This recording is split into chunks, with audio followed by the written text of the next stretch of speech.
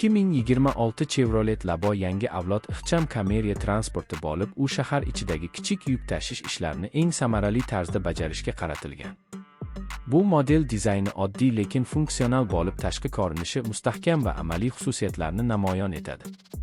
Avtomobilning old panjarasi, faralari va umumiy silueti shahar yo'llari uchun moslashtirilgan bo'lib, uni tor ko'chalarda ham oson boshqarish imkonini beradi.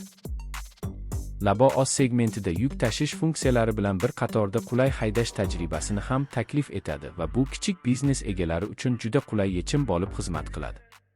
Ichki makon juda sodda lekin amaliy bo'lib, haydovchi uchun barcha boshqaruv elementlari qulay joylashtirilgan. O'rindiqlar uzoq vaqt haydashda ham charchamaslik uchun mo'ljallangan. Salonda yetarlicha joy mavjud bo'lib, kichik yuklar yoki materiallar uchun joy ajratilgan. Multimedia tizimi ko'p funksiyali bo'lib, Bluetooth portlar orqali qo'shimcha qurilmalarni ulash imkonini beradi. Rul ustidagi boshqaruv tugmalari haydovchi uchun qulaylik yaratadi va yo'lga diqqatni jamlashni osonlashtiradi.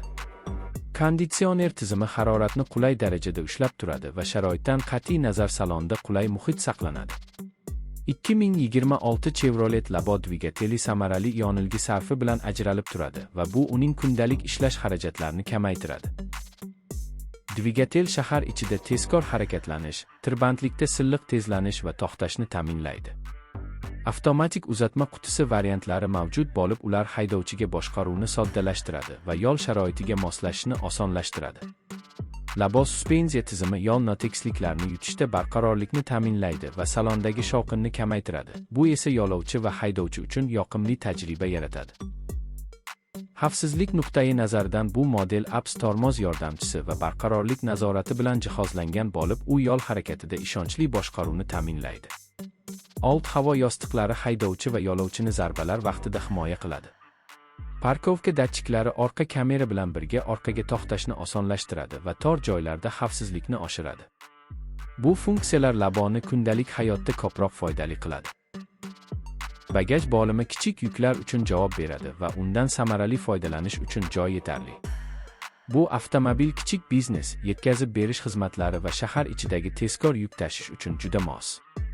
Videoni tomosha qilayotganda barcha xususiyatlar va texnik imkoniyatlarni diqqat bilan ko'ring va o'zingiz uchun to'g'ri qaror qabul qiling. Agar sizga video yoqqan bo'lsa, Tarmax kanaliga obuna bo'lishni unutmang, chunki obuna sizga eng so'nggi sharhlar va batafsil tahlillarni taqdim etadi. Fikrlaringizni izohlarda qoldiring va qaysi model haqida ko'rmoqchi ekanligingizni yozing. Rahmat sizlarga va salomat bo'ling do'stlar.